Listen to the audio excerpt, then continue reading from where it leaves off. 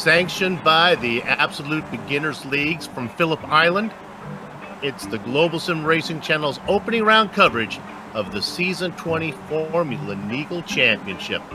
The last time the ABL brought its premier series to Phillip Island was 30 races ago, way back in Season 14. On that day, Season 6 champ Quan Tran won the pole. Errol Nunn was there, and even though he didn't win the race that day, the Roland Estonian did go on to win his 6th of 7 championships that season. That day was also in the throes of Formula Neagle's brief affair with the Formula Renault race car, but that romance ended and the ABL officials have since returned the series to its true love, the Skippy. The season debut today features a drop-free 5-race schedule whose lack of events served to increase the fan excitement and driver pressure that typically accompanies any opening day contest. The table has been set, and the aroma of the upcoming action should have your appetite duly whetted. So take your seat, tuck in your napkin, and get ready for all the Skippy action served up live as it happens right here on the Global Sim Racing Channel. Good health, mate, and welcome to another Formula Neagle broadcast way up in the press box to bring you our bird's eye view. Two commentators who have seen their fair share of Formula Neagle events. Adam Young, along with yours truly, Bill Suits. Joe Peak has director duties with cameras provided by Dougie Beer. Now, since it has indeed been 30 races since Formula Neagle visited Phillip Island, let's refresh our memories with a quick look at today's venue.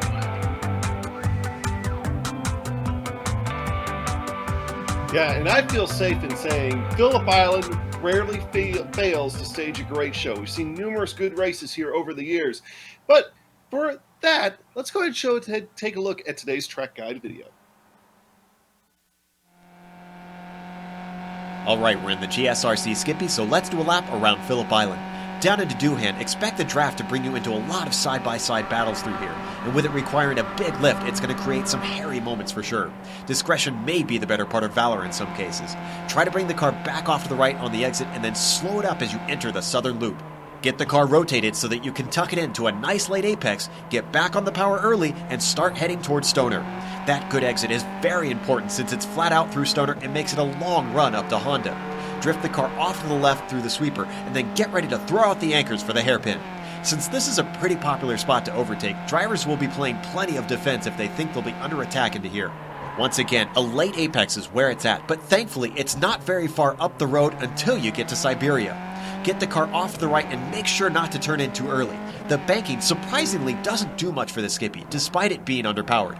It's all about whether or not you can get back onto the gas as soon as the car can handle it without plowing off into the grass. Part of the reason this is critical to the lap is the elevation just keeps going up. Momentum is everything with this car. Up into Lukey Heights, hold off to the right, and once again, you're going to have to be braking and turning. It's all about finding that balance of grip so that you don't drift out wide and lose time. You'll get a little squirt on the power right before MG corner. Then, the downhill braking makes it easy to overshoot the apex here. You've got to get the nose tucked into that curb, and then coming off the hairpin, you'll be immediately swinging the car left. You might need a hair of a lift to power through turn 11, but don't give up too much because you won't get off the gas again until Doohan back in turn 1. Stay wide on the entry to 12 and then coax it in, bringing it all the way down to the bottom of the banking. It'll be obvious with how long the pit straight is just how much the draft is going to come into play. But hopefully you kept it together and have now finished a lap around Phillip Island.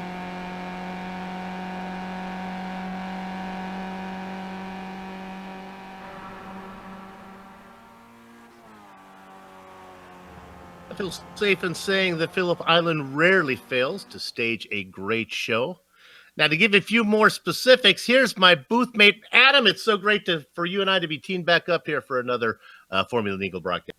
Yeah, and hopefully we'll be here most of the season. I mean, current world events and everything, we're kind of locked down. So virtual racing is going to be the best thing out there. Of course, you're already seeing that with IndyCar and NASCAR and all that doing stuff. But today, we've got the Absolute Beginners League, Phillip Island. Of course, we're running the 12-turn layout here. 2.762 miles, 4.445 kilometers. It is 12 turns of excitement, flowing track, provides several great passing opportunities, but one of the things that we're really going to have to watch out here for today, Soup, is the fact that it is a hot track out there. cold tires on this new tire model. I'm expecting the first 2 laps to be seeing a lot of slipping and sliding. Could be exciting. Yeah, we were talking to some of the drivers before the race, before we went live, and they were saying corner number 1 on that very first lap could be tough. Okay, this is the first race of season number 20. Let's give a quick review of what happened last time out. He took a few seasons off, I think about 15, 16, 17, and 18. He came back for 19. Of course, I'm talking about the Roland Estonian Aero Num, and he came back and picked up his 7th championship. Interesting enough, though, he only did it with 2 wins all season long. Now, with only a single podium, Nico Roman was able to finish a distant second. And then you can see there's a driver, Wojciech Podolczyk. Now, he's left off of there because he's kind of a S2 driver, F2 driver. But honestly, he finished 3rd in the points. You can see that Edwin Valerino, he had a win last season. Lee Anderson is back. Watch out for him. He's going to be a challenge this season for the championship. He is fast and quick. And Hendrik Kamara had a great season as well. Point out a few more things. We can take that graphic down. Mikael Hoffeldaisen picked up his first career win. And Tuan Tran, veterans of the series. Adam, you remember that name. He came back to pick up a win. And he's also been gone. Not sure if Tran is going to be, or if Tran is going to be back with us today. There is another championship. We'll bring that up. Let Adam talk about that. This is the F2. This is for guys that have a rating of 2,300 or less in iRacing. Yeah, and that was a tight one last season. Wojciech Podolczyk, of course, great season by him. I got to see at least a few of those races. Got to call 1 or 2 of those. He did great and coming away with 76 points. But I think we need to move him up in the F1 category now. I think he's earned his spot regardless of what his I rating is. And the same with Christopher Giros, only 1 point behind him. Giros had a great season as well, was able to stay out of trouble most of the time and come away with some great finishes. So Matt Tempest has 28 behind. Luis Rodriguez-Lujan, 4th place. Ludwig Sauer, 5th place. Ludwig Sauer actually had a good race or 2 there last season as well. We talked quite a bit about him. Indeed, Sauer has a couple of those F2 championships, so no, they get to stay down there. It's funny, you talked about maybe moving Podolczyk up there a bit. He manages to manipulate that iRacing number, the I rating number. He's sitting just under the cut line right now, so he's still going to qualify for the F2 championship. I believe that's all the points that we have. So let's go ahead and take a look at the race details, Adam. Yeah, we'll go and put those up. And, of course, here for today, season 20. It has been, and granted, these aren't year-long seasons. And a couple of seasons ago, about 4 or 5 seasons ago, they shifted to doing these short 5-race seasons. And I love the format. But it also means you have to be good, race in, race out, nail your marks, stay out of trouble over the course of 40 minutes of each one of these races. We run them every other week. Open setups, so yeah, you can tweak and tune and do a little bit of this and that and try to get your Formula Neagle car doing the best it can, although there is only so much you can do. But yeah, it does make a difference. 51% field too, that's what they're limited to, so we are guaranteed to have 1 stop out there here for today. And there is a 17 cap incident limit. Now let's talk about that. That's going to be, you're going to start to get a penalty, and I believe it's a drive-through penalty. At 24 incidents, you are done, disqualified, you are out of the race, and also you get 1 fast repair here in the Formula Neagle series now as well. Those new to Formula Neagle, one of these broadcasts, if you're new to my partner Adam Young, his part-time gig is a TV weatherman, so let's go ahead and put him to work. And temperature is going to be important here today. Yeah, we already talked about how warm it's going to be. That sun, New Zealand sun, just beaten down on this track. 92 degrees, even though the air temperature is only at 65. Now, keep in mind, and I know I said New Zealand, it is actually Australia. I know. All right, 65 degrees for the air temp. That gives you an idea of just how much power that sun has out there here for today. We're sitting right now at about 4:19 on virtual standard time in the afternoon, so we're right at peak heating for the day. And that's going to be a big game changer out there, especially as long as these tires take to get up to temperature. Field size is always interesting when we do an opening round with any absolute beginner league. They have a reputation sometimes of filling it up with 60, 62 drivers. Today we have a manageable field of about just a tick under 40. 39 have been able to put in qualifying times. And my computer thanks you. Yes, mine will join yours as well with that one. Mikael Hofladeson was on pole for a while, but he just got beat by, well, who else? Arrow Num. You know, Adam, an interesting feature and something I like about this series is it's open qualifying. If you find yourself a tow, you can find yourself a teammate, get yourself a better qualifying spot. Yeah, and a tow is huge here, especially in some of these underpowered, more beginner level cars. That tow is going to make all the difference in your lap. But at the same time, you also don't want to be so close to somebody that it's going to end up costing you time. And I think that's exactly what just happened to Mikael Hofladeson, who got stuck behind David Burns. And I say stuck behind David Burns. We know Burns is fast, but at the same time, it was kind of at the bad point in the lap. And that's probably going to make Mikael Hofladeson not have a good lap this time around. You talk about the tow. My dad used to say, it's not a wee all the way home tow. It's a big toe, and that's certainly going to play a factor today. Hofladeson out there. Director, can we look at car number 44? This is a bit of a surprise. Don't know if it's going to hold. It's the Strudelmeister, Thomas Kick, sitting in third. That, my friend, is an F2 driver. Yeah, he's been quick. He's another guy that really could be going for the F1 championship and be okay, I think. And he's had some good finishes here the last few seasons, and he was also fast in practice. He was only a couple tenths off from some of the front runners. Let's look at car number 337, currently fourth in qualifying. I'm talking about Lee Anderson. I think one of the prettiest paint jobs out there, kind of a frosted blue and black machine. He races out of the UK. It's purple, I'm being told. Thank you, Rods and Coast. Look at that car. Doesn't that look good? That looks fast. Sitting fourth.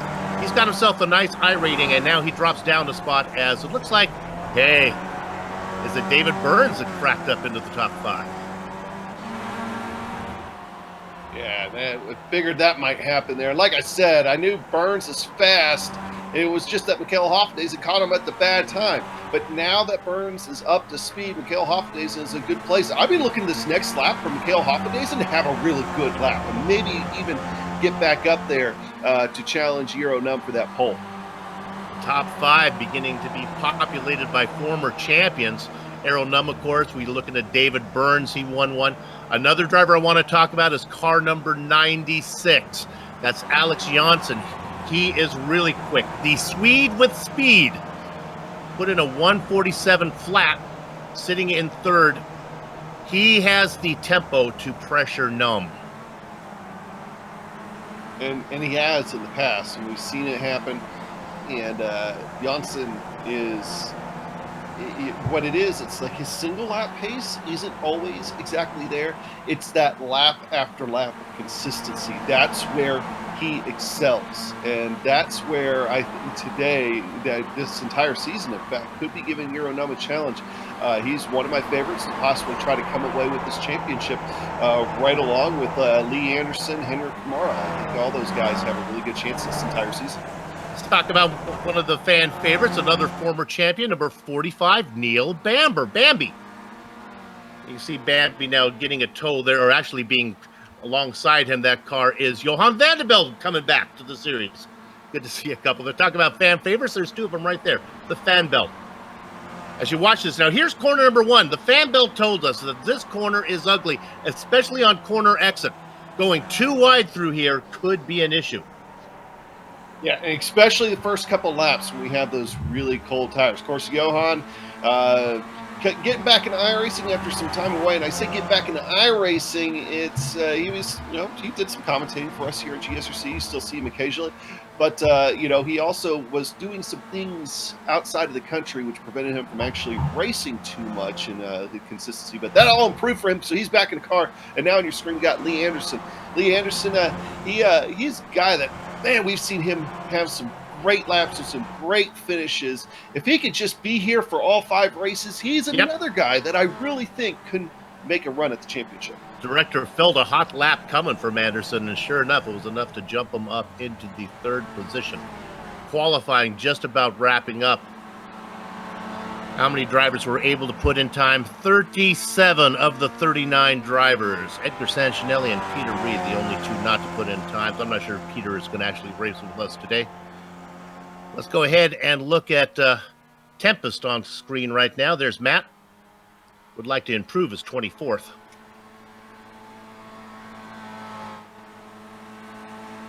And we're also going to have Euro Num coming to the line here in a few minutes as well.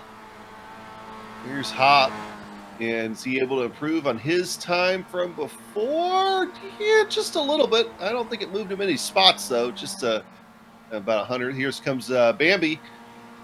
And he ran a 47.567. That's 0.2 slower. Sitting in 11th. That's probably close enough to hang on to the lead train. Oh, and I don't know if we saw this. Mikhail Hoffadezen snuck across the line and stole the pole from Euro Num just a moment ago. That was a stealth sneak. That was a stealth sneak. I mean, I'll be honest with you. I'm not so sure that Num is all that disappointed. I think there are bonus points for getting a pole. I'm not so sure he's not that unhappy to have Michael Hoffadezen in his windscreen rather than in his rearview mirror. Qualifying just a little bit to go. Here comes Smet. Neil Smet. Currently in 27th position. Uh-oh. That's not going to work because he's practicing his pit entrance, and that's not the way you want to do it. I guess if you do want to do that one, get that out of the way right now. And that's everybody. One driver I wanted to talk about, Hendrik Kamara. He got a 5th place qualifying. He's good as well. Let's go to the grid as we have a full one. Let's see if we can get through it. I'm going to take the top 10. We talked about it. Mikhail Hoffadezen picked up his first career win last season, sits on the pole. Roland Estonian with his 7 championships sits outside of him. Row 2 is Lee Anderson. He's quick. And Alex Johnson also has a championship in 4th. Row 3 is populated by Hendrik Kamara and Louis Lujan. David Burns, 3rd degree, sitting in 7th position with the championship to his claim. The Strudelmeister, Thomas Kick in 8th. Nick Carey and Wojciech Potacek, that's 9th and 10th. Adam? Yeah, going back to 11th, you'll find Rodrigo Capoletto. He'll be running that 69 car out there.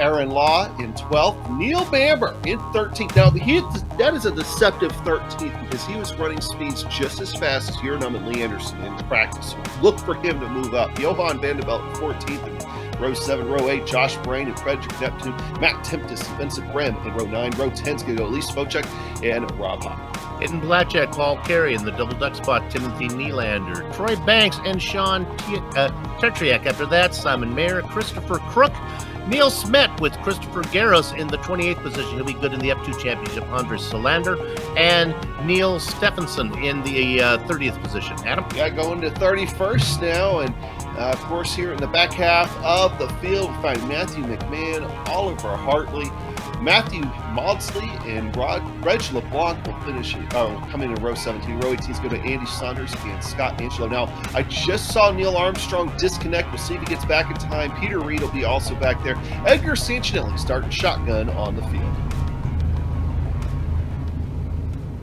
We got it. We're going to get our bonus. Welcome to one more season of Formula Neagle, sanctioned by the Absolute Beginner League. Glad you are here with us as we come to you from Phillip Island. It should be a dandy of a race.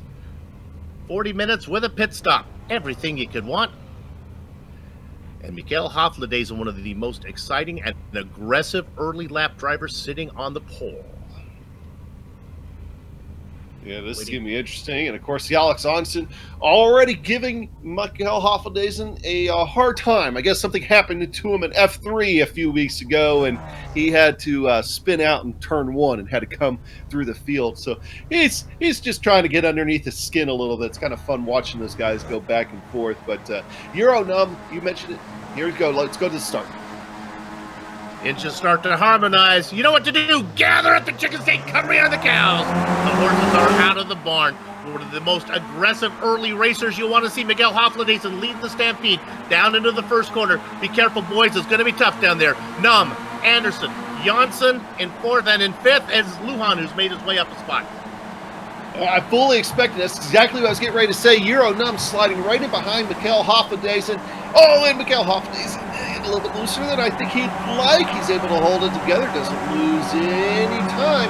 They are single file up until they get back to about 8th or 9th position. That's where Hendrik Kamara losing a few spots. I see a car tumbling in the middle part of the field. We'll get to that here in a minute. But Hendrik Kamara will be the first battle. He's fighting with Nick Hardy.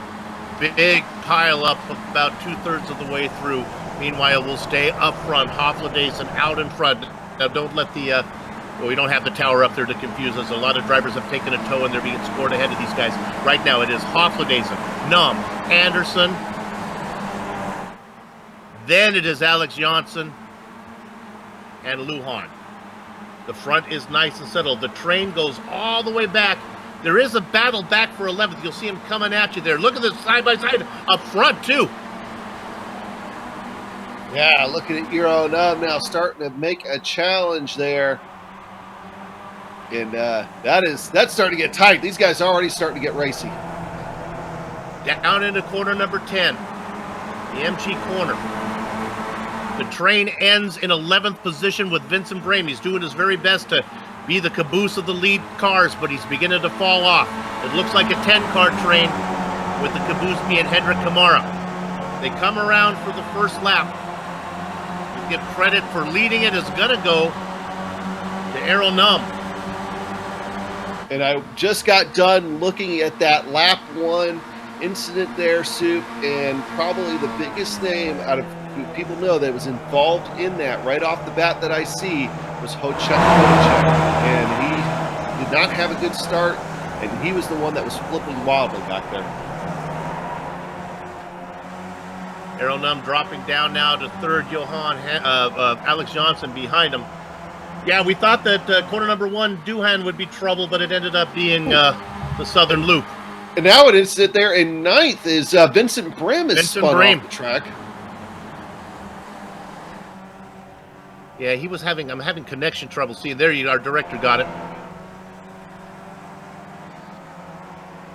No, we knew that that was going to be tough, but for the first couple of laps, and it's definitely claiming some victims here so far today is now a good number of drivers. I want to say I think we've lost a total of about 10 drivers, maybe even a little bit more here so far. There's the frosted purple car of Lee Anderson trying to get around Alex Johnson right now. Anderson and Johnson. Yeah, look at that. They were working it through Lukey Heights. Yeah, they were doing a good job of it, too. Lee Anderson trying to hang there on the outside because he knew that he'd have the inside here, but couldn't quite do it.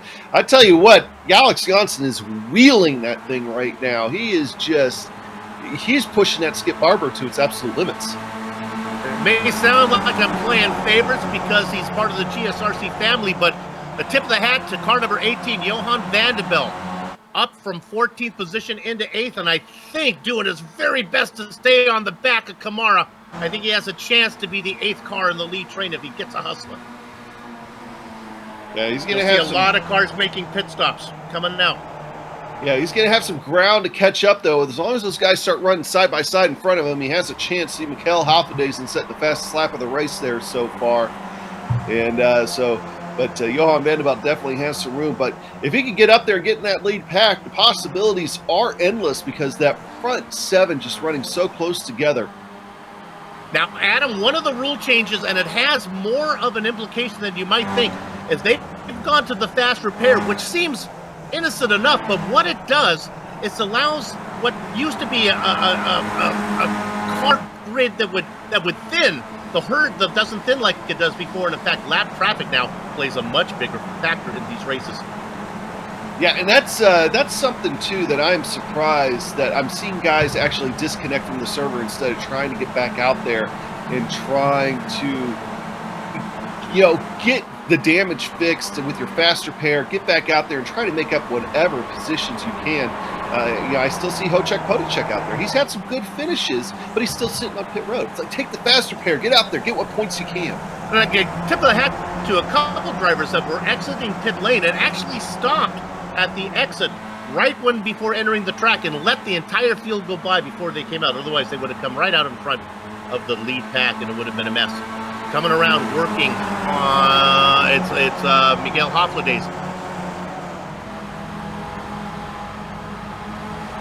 Mikael is still back there leading that pack, trying to hold. That's going to go ahead and lose it here as Euro Num and Alex Johnson getting a great run heading down into turn 1. Is he going to slide back even more? Lee Anderson not quite able to get there. Blistering lap there that last time by Alex Johnson. Okay, we're going to jump you back a little bit, give a little attention to some of these cars a little farther back. Let's go to 11th position. This is Thomas Kick in car number 44. He is just ahead of Josh Brain. Now, these guys are going to be battling for the F2 championship for sure. In the same mix is Nick Carty. Paul Carey is back there as well as car number 186, Sean Trediak. Kick in the white car up in front, Brain, and I'm going to shake a shot at. Boy, that's red. That's got to be a red car following.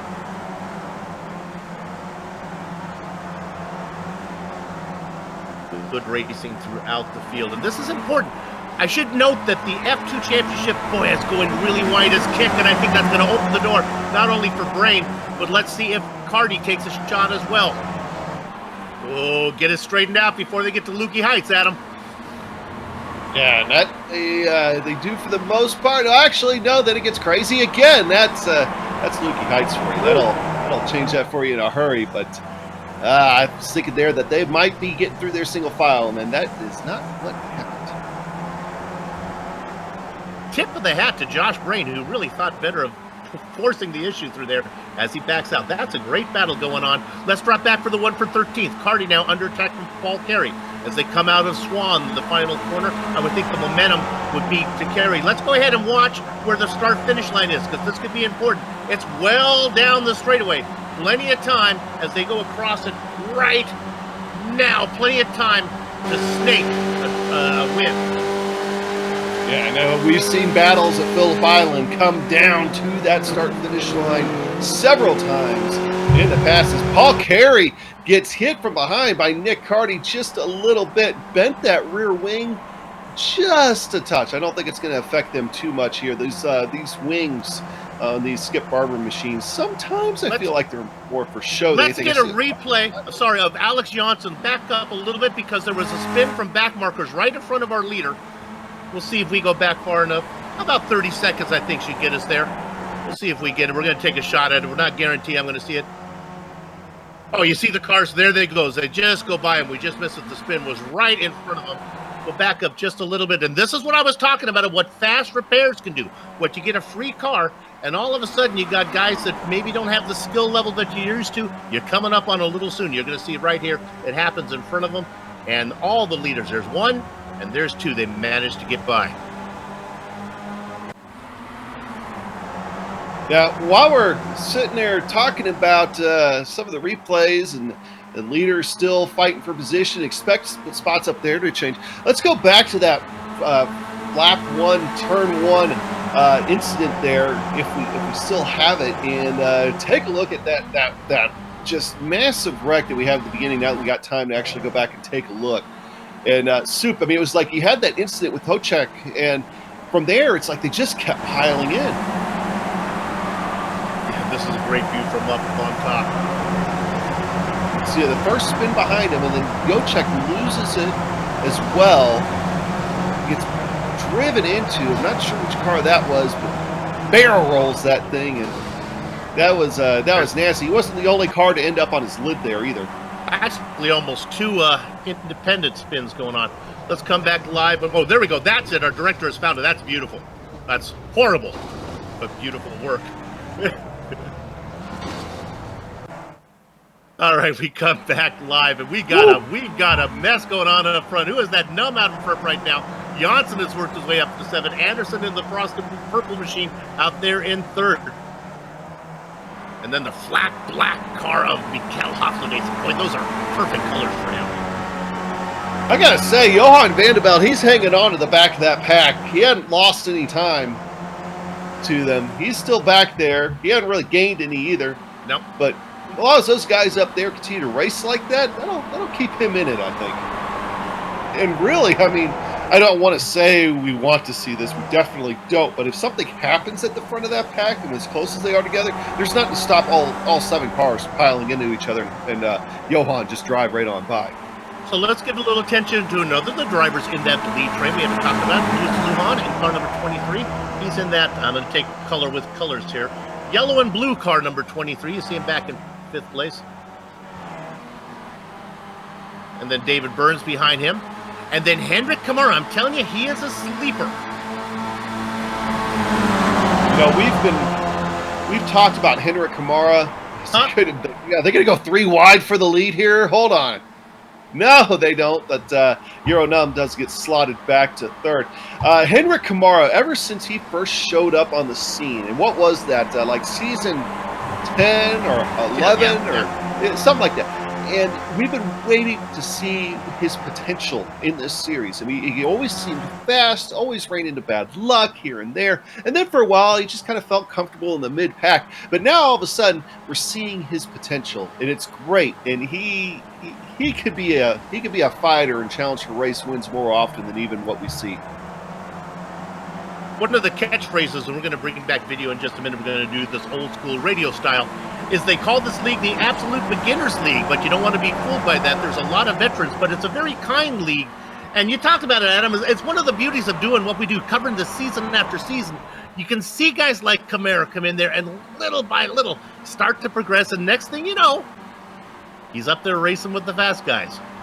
Yeah, and there's been a couple of races where I've actually been able to run with these guys. I wasn't calling broadcast. I wasn't calling the race.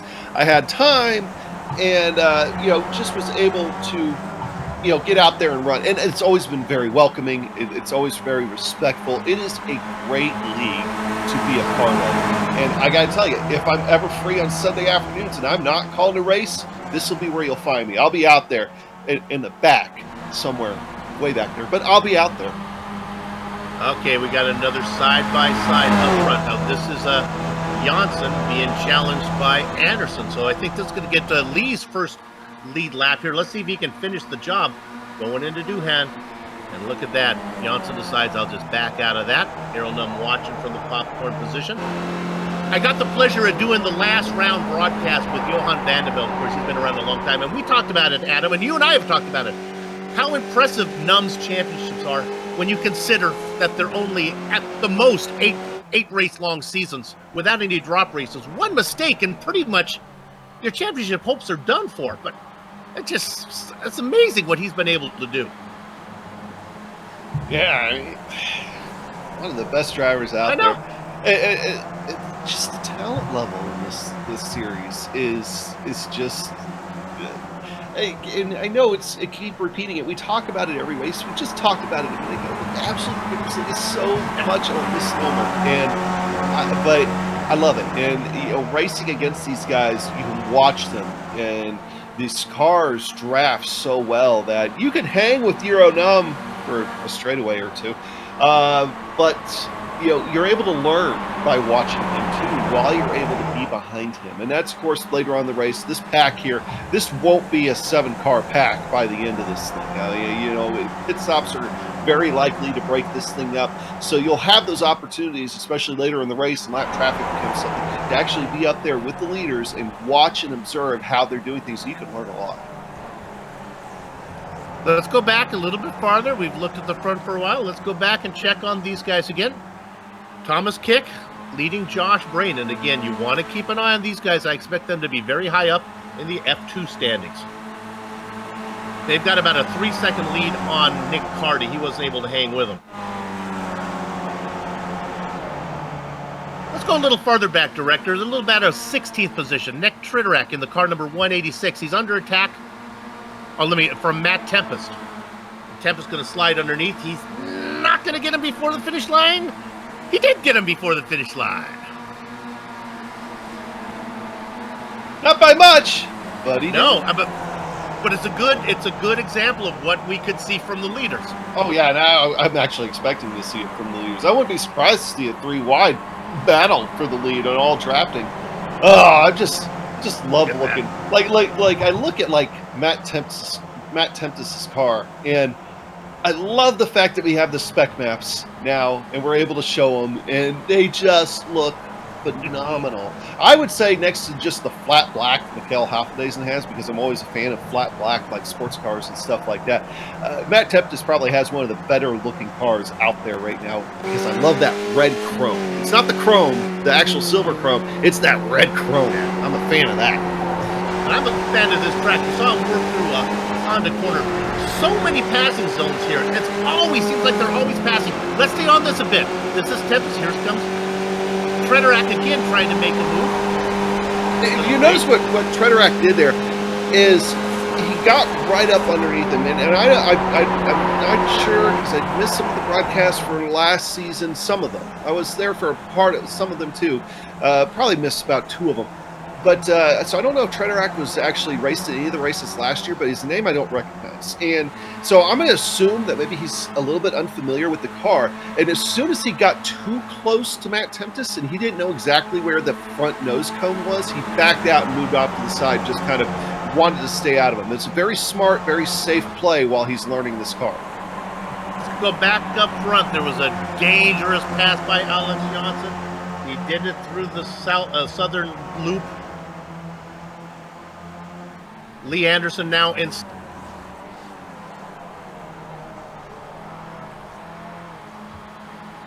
You know, we talked about how impressive Num's championship is.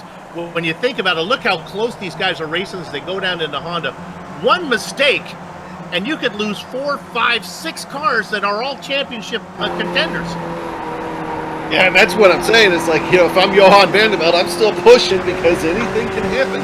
As Alex Johnson, he had some wheels off there for a while there. So they're pushing. And here comes Lee Anderson. I think these guys are really going to start pushing now. We're getting close to halfway. Pit stops, I imagine, will all be within the next 10 minutes. So it depends on when you want to go. And of course, you got Euro Num in there. We always know is early peel, late reveal. And a couple of these guys have kind of taken that contract as well. So we're going to see some guys go early in the pit cycle. We're going to see some guys go late in the pit cycle. So these guys are trying to get the positions they can now to put themselves up. Hey, speak of the devil, Euro Num coming down pit road. Yeah, we've been doing this for a while, haven't we? There he is. He comes in and he hits his marks. Now, if you don't know what's going on, I think Aero's philosophy is, I'm faster than you guys if we're by ourselves.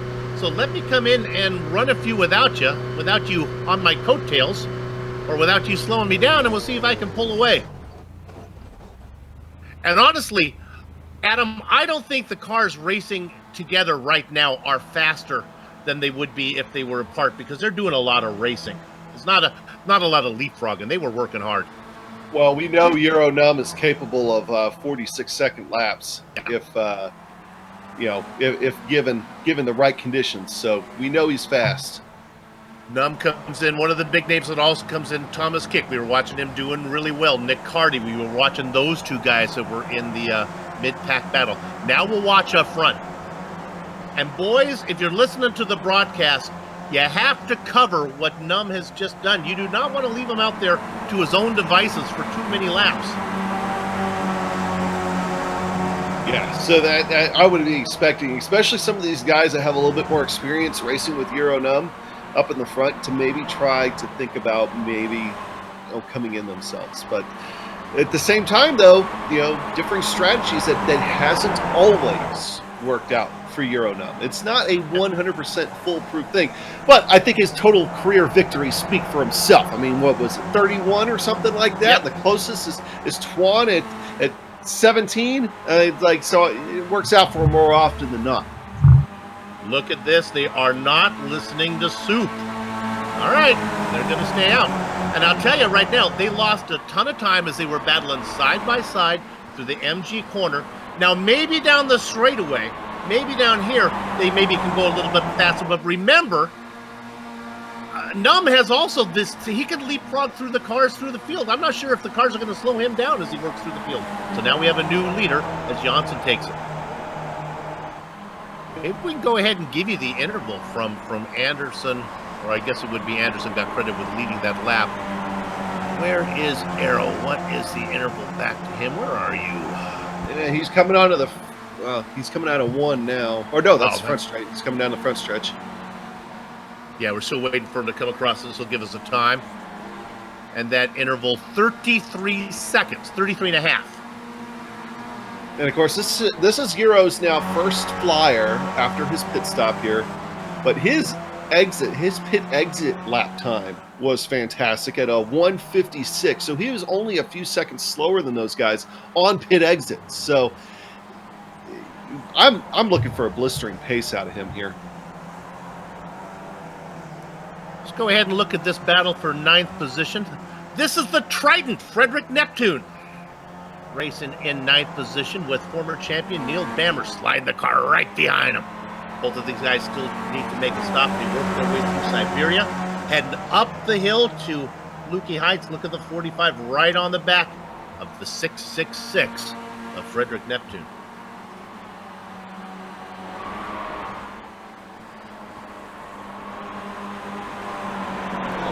Just watching Neil Bamber, and it's good to see Neil out there. He did miss at least a few races that I've been able to see, and starting to see the guys come down pit road. Just as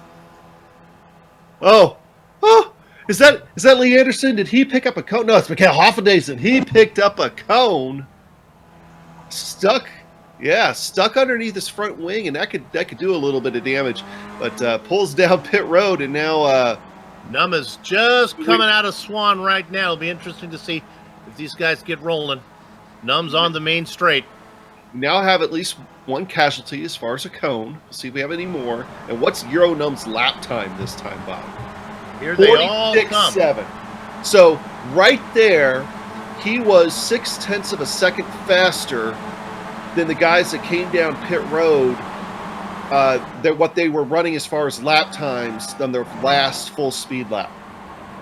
The interval between Num and Janssen, 3 seconds. I hate to say I told you so, but boys, I told you so. Well, we'll see if they can gather them up right now. There is another driver that was in that lead train that has not come in. Let's go ahead and look at car number 23, Luis Rodrigo Lohan. I guess David Burns would qualify as well. So those are your two guys that have stayed out. I saw a lot of drivers practicing pit entry. I talked to the fan belt before the race. He said it's not that tough, Soup. You just kind of keep it flat and just keep it on the track, and it's okay, and then hit the brakes right here. And they do it all right.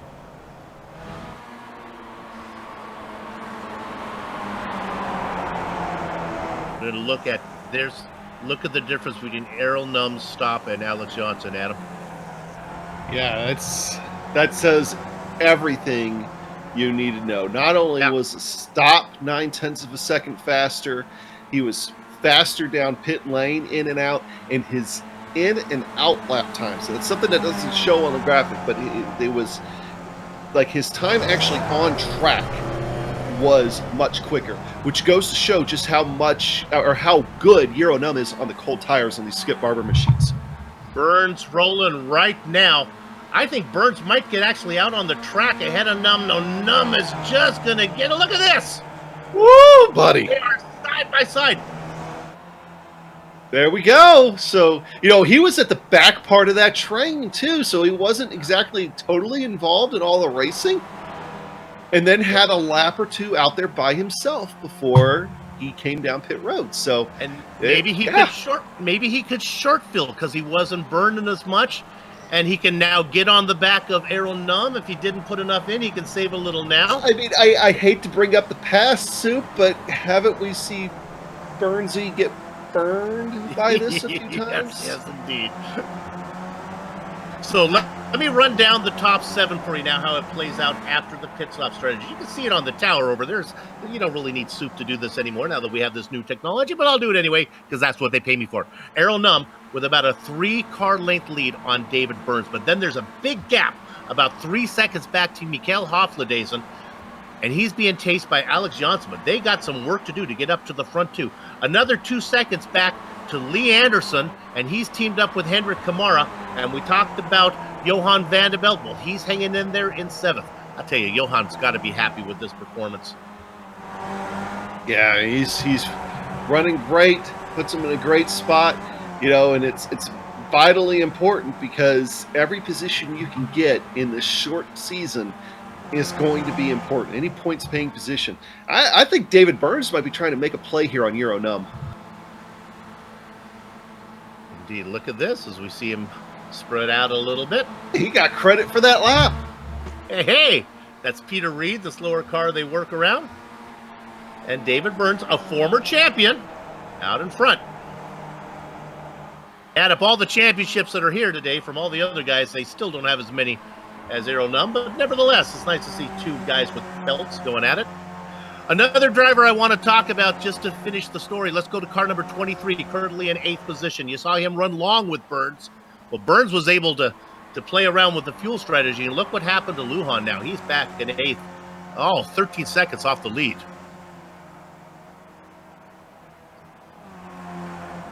You know, Adam, I think maybe something was up with the stop, huh? Yeah, it sounds like maybe a penalty. We don't know what, but he was in there for a long time, and I'm thinking that could be the only reasonable explanation. Let me round out your top 10 for you. A guy we haven't talked about, car number 33. Aaron Shangri-La, sitting down there in the 9th position. He's got nobody in behind him. It's about 5 seconds back to the Strudelmeister Thomas Kick. And there's your top 10. Great run. In fact, let's look at this. This is fun. Kick, Cardi, Hop, and Brain. Watch out for Rob Hop. I'm telling you, this guy was fast in practice. He is up 7 spots. And I'm talking about car number 24.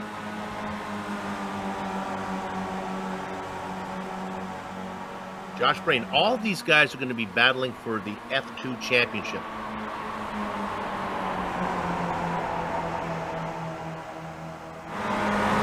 I still say, though, some of those F2 guys need to be... I do, too.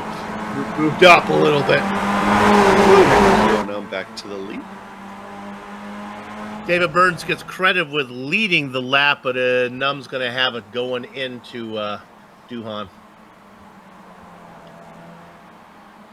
By the way, Mikael Hoffendazen leapfrogged Alex Janssen for 3rd. Expect these guys to continue shifting positions like that. There, we're looking at, oh, look at this. Look at this. This is the Strudelmeister involved in this one. That's a kick.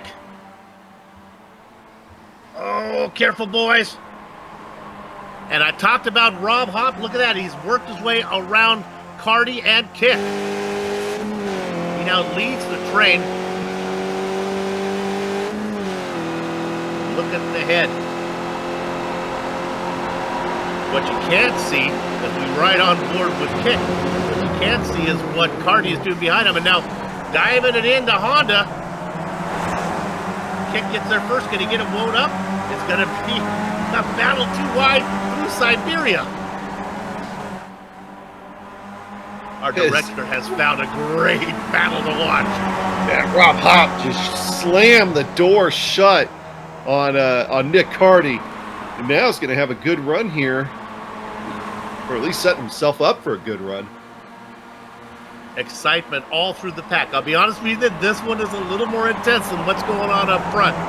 Up front, they race in pairs, and they're just kind of dancing. Well, keep an eye on that. You can see it on the tower as you watch Hoffendazen try to run down Num and Burns. But right now, we're going to stay here and enjoy some great racing from these guys.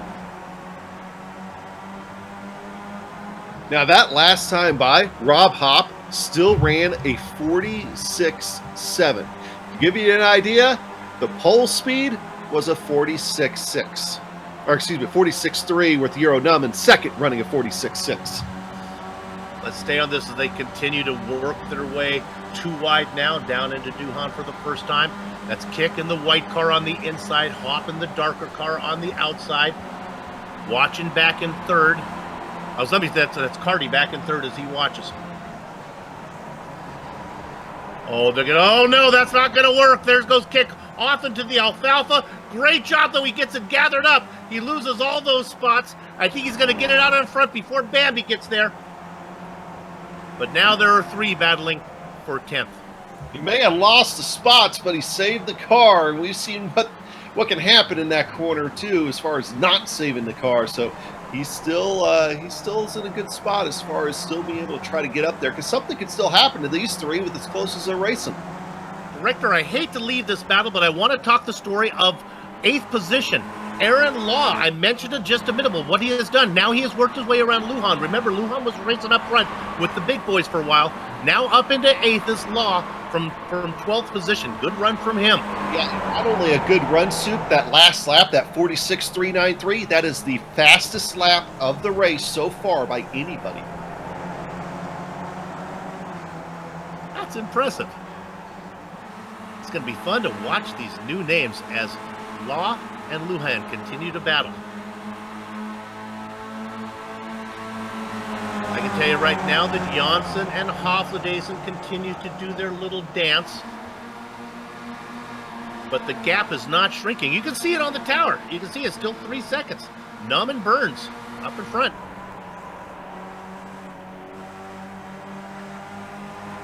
And honestly, I think David knows us well enough when I'm talking about third-degree burns when I say that he probably doesn't have the same talent as Errol Num. I don't think David would be upset when I said that.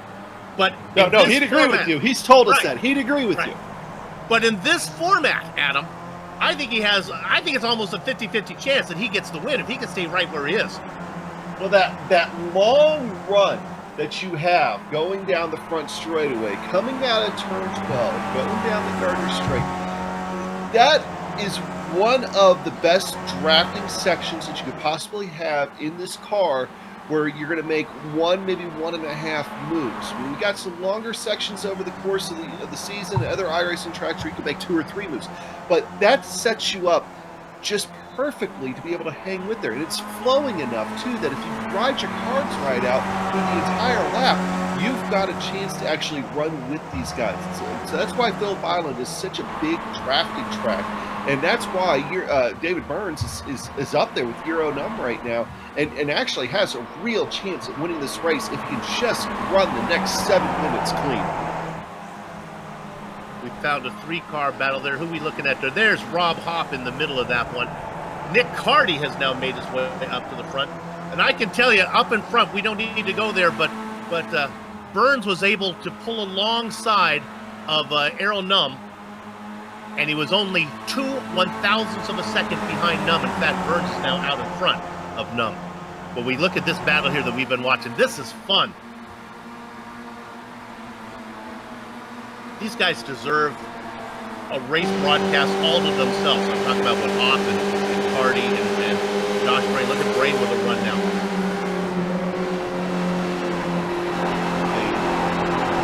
Sneaking away. Keep in mind, these guys are fighting for a top 10 right now.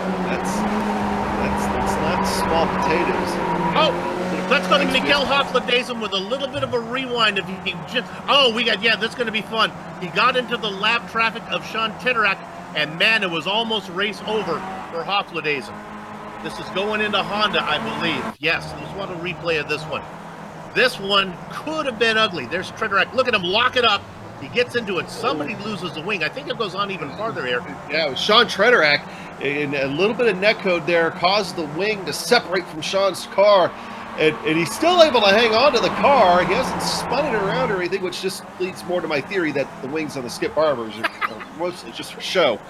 They're pretty, aren't they? Didn't cost him too much time. They're 3.3 seconds back behind the leaders. Director, let's go up to the leaders coming out of Swan, and let's see how this plays out. This is Burns up in front. With about 5 minutes to go. Now, let's see if Num wants to test out what he needs to do. They pull alongside. Who's going to get credit with leading this one? I don't know. I guess it's Num by 1 1/1000th of a second. I hope the flagman has his camera there, because I think we're going to have ourselves a photo finish.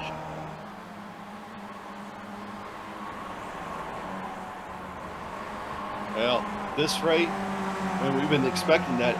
We might even have a photo finish going back for third as well between Hofladezen and Janssen, and Lee Anderson is now caught up with those two again. So we're gonna have a 3-wide battle there for third shaping up.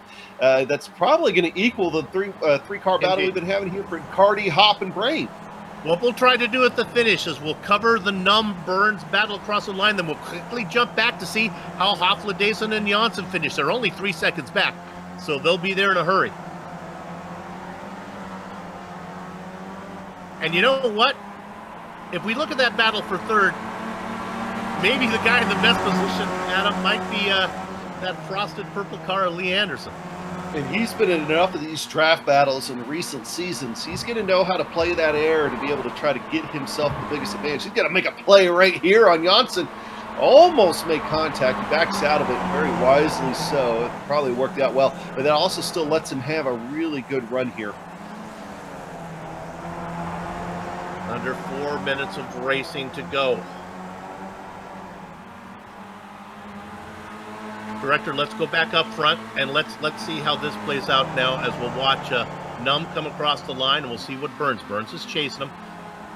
This is what our director, when he commentates, likes to call some reconnaissance racing. These guys are just testing out, what do I need to do? That time, Burns was not able to get the pass made. He does into the first corner, but not at the line. Behind them, it's going to be Janssen. Let's look at this battle a little farther back. Hofladezen in that flatback car on the outside through Duhan. The battle with Anderson is going to cost them a little bit of time, but I don't think Janssen's going to be able to pull away. Now, before I say this, Dougie Beard does some amazing camera work for us here at GSRC. We were able to see a whole lot. But one thing that, and I think this is just beyond the realm of what you're capable of doing. It doesn't demonstrate things. It's just how much those guys were sideways there through turn one, getting that power down. Hofladezen and Lee Anderson looked like they were dirt tracking through there. Their cars at about a 20 to 30 degree angle to the straight line of the track. And watching it right now with Alex Janssen doing the same thing. So these guys are wheeling these things right now. There are battles all through the field. We will try to get them all covered. There is another one. We don't need to go there. Cardi, Hop, and Brain. We've been watching it. They're still together.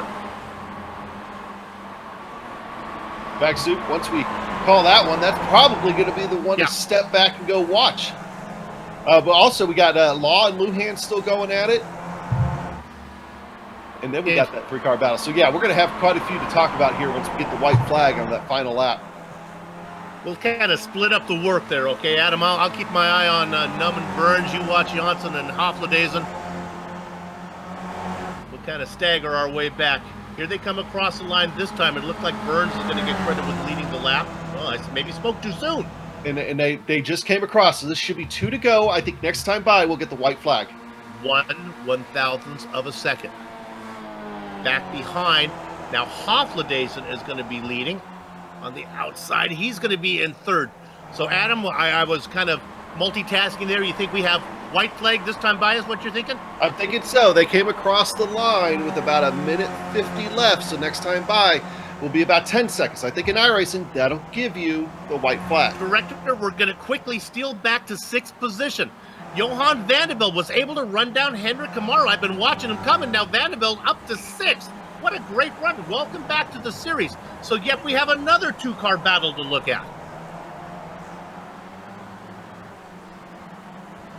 You can see it on the tower. Just look for the numbers that are close together. Num and Burns very close. Hofladezen, Janssen, and Anderson all together. All right, let's go to our leaders. They are working through Lukey Heights. I don't think anything's going to happen here. Now, Adam, the chess game starts for real. Where do you want to be? This is your last chance at a quote-unquote reconnaissance move.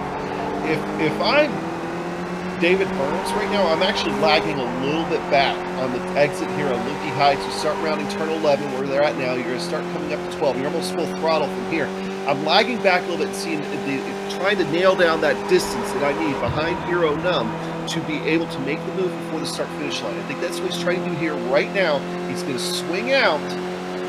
No, he's not. He's going to stay in line. Okay, either way, if I'm Burns, I want to be in second coming out of turn 11. That's where I want to be. As we get the white flag, I think we have 2 drivers right now content where they are. There is no more confident driver than Aaron Num, and to be honest, he likes to be up front and play defense. I think Burns knows his best chance is to sit back and make the swing out of Swan. We're going to stay on the leaders now for this entire last lap. I don't expect anything to happen. I don't think Burns is going to make a move until we get out of Swan. And I should note that the second pack of 3, Janssen, Hofladezen, Anderson behind them, Janssen and Hofladezen were a dead heat coming to the line that last time by, with Anderson only 0.04 of a second behind him. Just to talk a little bit about that. I wonder if Anderson thinks he can win from 4th. Our leaders work their way through Siberia, now through the twisty sections up to Lubki Heights.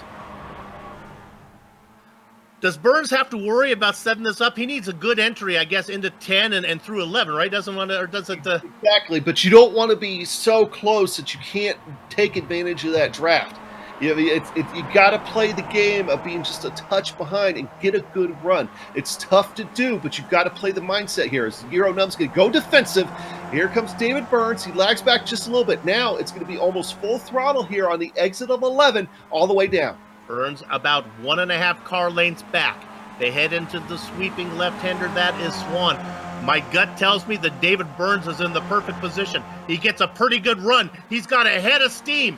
Look at Aero Num try to keep the car going straight. Here comes the momentum of Burns scooting up in his chair. Burns has pulled ahead. David Burns wins. Let's go back to third position. Janssen, I think. No, Hoffendazen, Janssen, Anderson. Looking at the next battle, Johan van der Belt's going to get Henrik Kamara for 6. Let's go back and look at Hop.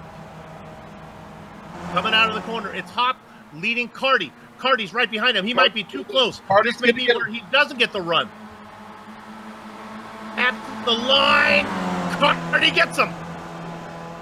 Carty gets credit for 10th, Hop 11th. There might be a few more. Let's drop way down to Vincent Bream. These guys are a little farther back. Is this a battle? Nope, we're done. Holy moly. Everybody else now just has to finish. I don't see any other battles. Fantastic race. The difference in the margin of victory between Burns and Num was 0.03 of a second. That may be one of the closest absolute beginner league finishes ever. Adam, you talked about it. We're going to look at the replay. You described how it should work, as you can see the leaders going through, I think we're way back there. It looks like we're going to take one more look at it here. You talked about, here we go. They are out of Swan. You talked about how Burns needs to lay back, and look at the run. He was perfect. Yeah, if you're too close right there, you're not able to take advantage of the draft long enough. He made that move exactly when, and that's what the entire last 10 minutes of that race was trying to figure out how to be 0.03 of a second ahead of Euro Num going to the line, playing that move to where he couldn't go defensive, to where all it was hammer down on the entire front straightaway after using that draft to get a run out of turn 12. Gosh almighty sakes alive. I tell you that the Absolute Beginner League and Phillip Island rarely fail to put on a good show, and they live up to that reputation. We're going to take a short break. We'll come back and talk to some of the drivers, run down the entire finishing order before we put a lock on the gate. Don't go far. You're watching the Global SimRacing Channel.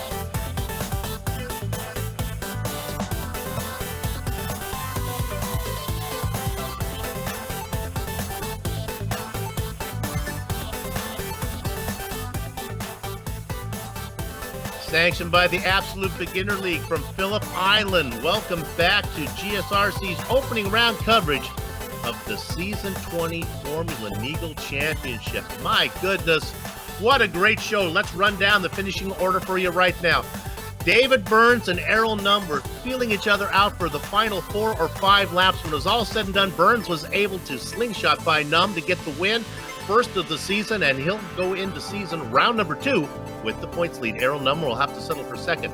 Miguel Hofladason got the best of that 3-car battle as he got third with Alex Johnson in fourth. Lee Anderson could not do anything as he watched those two guys battle from the popcorn position. Tip of the hat to Johan Vanderbilt, worked his way from 14th up to 6th. Nice job from him as he got around Henrik Kamara, who settles for 7th. Another battle from Aaron Law and Louis Lujan, 8th and 9th for them. Rounding out the top 10, well, that was Nick Cardy, and we saw him get around the other two guys. Adam? Yeah, that Nick Hardy battle, that was even closer than your lead. That was 15 thousandths of a second there. Going back for between 10th and 11th on the losing end of that side was Rob Hopp. Josh Brain comes home in 12th, Neil Bamber in 13th position, along with a battle between him and Thomas Kick that was great in the closing laps. Frederick Neptune about 10 seconds behind them. Matt Tempest, Paul Carey, Simon Mayer, Andres Slander, and Andy Saunders will round out your top 20 and all the cars on the lead lap. First car 1 lap down in the blackjack spot is Vincent Breen, former champion, with Elise Poitek in the double duck spot. Behind them, it was Sean Trederich. We saw him get into some trouble in front of the 3 cars battling for third. No harm, no foul. Christopher Garros, who's always battling for the F2 championship, well down in 24th, out of the points. Peter Reed behind him, Scott Angelo, Matthew Maudsley, Reg LeBlanc in that mix, Neil Schmidt down there in 29th position, and in 30th, it's Oliver Hardy. Oliver Hardy, really? As in like Laurel and Hardy? Cool. Good to see. I thought he was long dead. Good to see him back racing. All right, Adam, 31st for you. I got nothing on that one. Troy Banks is going to be at 31st. Timmy Nylander at 32nd. Christopher Crook in 33rd. Matthew McMahon. And a lot of these guys were involved in that early lap 1 incident. Some of them tried to get back out on the track. Just didn't happen. It's Neil Stevenson, Hocek Potacek, who went for that wild ride. Rodrigo Capoletto, Neil Armstrong, and Edgar Sancinelli did not take the green flag today. Full disclosure, it's Oliver Hartley, so it was not indeed the long deceased comedian. I'm shaking my head virtually as you see. All right, let's go to some interviews now. Here's a guy who's definitely with us, and this is going to be David Burns. David, hey, some smart racing from you. It makes a nice change, doesn't it? I actually had some intelligence there. Yeah, that was a really good race, and I actually used my brain for once. Oh, my God. Indeed, I think there are 2 things that are worth talking about. We'll save the ending for later. Let's talk about what got you there. Pit stop. Did you save and then short fill a little bit? How'd you get up there? Yeah, it was early on when I first saw that Michael was on pole and Eero was on pole. I thought, oh great, Mr. Unpredictable and Mr. Predictable. I thought this could either go one of 2 ways. It'll either be mental or it'll be sane. And thankfully it was sane. So when I saw it was sane, I thought, right, if I use as much lifting and coasting as I can, maybe I can jump them in the pit stop and at least come out with somebody at the front. So I was quite pleasantly surprised when I saw it was Eero. I thought, oh yes, at least somebody I can run with. Let's go to the last lap. I commented it going under the white flag that I thought both of you guys were in the position you probably wanted to be. I know Arrow, he likes to be up in front and defend, and I think you probably felt your best chance was where you were. Yeah, I'd been using it the previous few laps where we were obviously just swapping the draft around. I'd been using it because with VR, I could see exactly where he was at certain points. And I held back a little bit on one lap to see if I was this far back and I knew where I needed to be. So for once, it actually worked out. Last thing we talked about, and I just want you to elaborate on this. We talked about the technique of not being too close to the guy you want to pass coming out of that final corner. You got to leave a little room to get a run, right? Yeah, because if you're at the point where you're at 0.2 coming around the last corner, you're too close and you may indeed have to lift before going onto the straight. So 0.3 is the comfort margin, and that's what. That's fascinating. I'm fascinated that you guys have it down to such a science. You know exactly what interval you want to be at. Hey, congratulations on the win. There's only 4 more races, baby. You're close to another championship. Yeah, but it's Hero, Mr. Predictable. It'll be tough, but I'll give it a good shot. Can't do any better than what you did right now. Congratulations, David. Third Degree Burns picking up the opening round win here for season 20. Adam, who you got? Yeah, well, of course, we got Mikkel Hoffness. But I'm going to make one point about what David Burns said. Euronum is now chasing David Burns in the point standings. Don't forget that. He is the one that has the leg up. And guess who's going to be third in the point standings coming out of here with another fantastic battle coming to the line. Only about 4/100ths of a second between him and Alex Johnson. Mikkel Hoffness with the flat black car. Hey, Mikkel, great run today, and we love the car. I like the car as well, but hopefully I'll get some team stickers on it pretty soon. It looks kind of boring, but it's a stealthy car. You could say it's boring all you want. He definitely had an exciting race. The pack up there at the front before the pit stops, and I know you wanted to be up there a little closer to the lead on the back half of it, but you made the best of what you could. Still got a podium here for today. Racing a Skip Barber here is just insane, isn't it? Yeah, this track with the skip is it's never going to be a boring race for sure. I didn't even expect to be on pole, and when I saw I was on pole, I was even more scared. But thankfully, it was quite okay. I could lift and coast quite a bit, and then Aero pitted actually surprisingly early. And when me, Alex, and Lee was going to pit, we had a lapped car that actually blocked us, and I think that's why we had a big gap. But yeah, after coming out of the pits, we just did the best we could, basically. And of course, that definitely hurt. I mean, we saw that, and yeah, we knew that might be a little bit of trouble for you guys.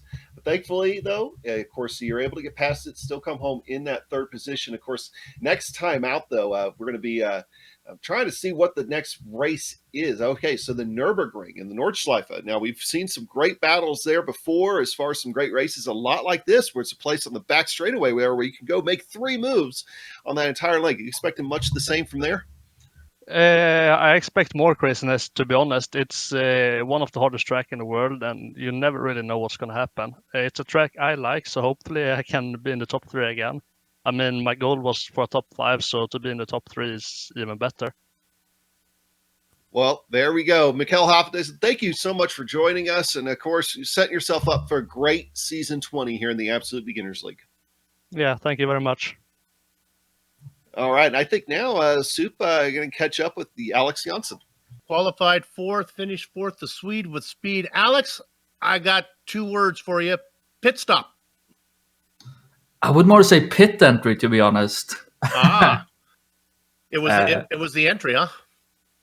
Yeah, we had a lapper that just parked it on the pit road before the line. So me, Michael, and Lee had to basically park it as well. I ran into the back of him, but thank God we have the fast repair now, because I think that's somewhat why we lose it. But I also think Aero and David has a better fuel strategy. Last question for you. Close incident in corner number 4, that right-hander Honda. It looks like you almost got into the back of there with another lapped car. Yeah, that was also a really, really dodgy move. I don't know what he was doing there, to be honest. Like, overall, the lappers has been good today, but those 2 were really, really questionable. But other than that, super fun race. Really, really enjoyed that. I'm sweating like a pig right now. I'm glad you have fun. I get paid to broadcast, but I am a fan as well. And it's great to see you and champions with Burns and Numb out there, Hoffness and Janssen. Lee Anderson is good. It's going to be great. I hope the guys can all make it as much as you can the rest of the way. I can't promise I'll do all the races, but I'll do my best. Always great to watch your race. Alex Janssen, former champion, finishing 4th today. We're going to be able to talk. Adam, I think you got the fan belt. Yeah, we'll grab Johan here real quick. Johan, hey, great run out there for today. You're hanging out there just with that lead pack in sight in 7th there for most of the first half of the race. Back half of the race, though, after the pit stops, you kind of had to catch up a little bit, but you got Henrik right there at the end. Yeah, no, the first stint was horrible because you could see the guys in front of you, and they had the double draft, the triple draft, the quadruple draft, and they were just quicker than me all by myself. And they were getting away. But after the pit stop, luckily, I think some of the guys in front messed up their pit stops, and that meant that some of them fell back. And when Hendrik couldn't keep up with Lee, that was all that I needed, luckily, to catch up with him and have a little bit of racing today. Now, of course, I know you wanted to be up there a little bit higher, but still not a bad spot starting there in 14th. A little bit of chaos there in lap 1, turn 1. You predicted as much talking to us before the broadcast. How much of that did you actually have to work through?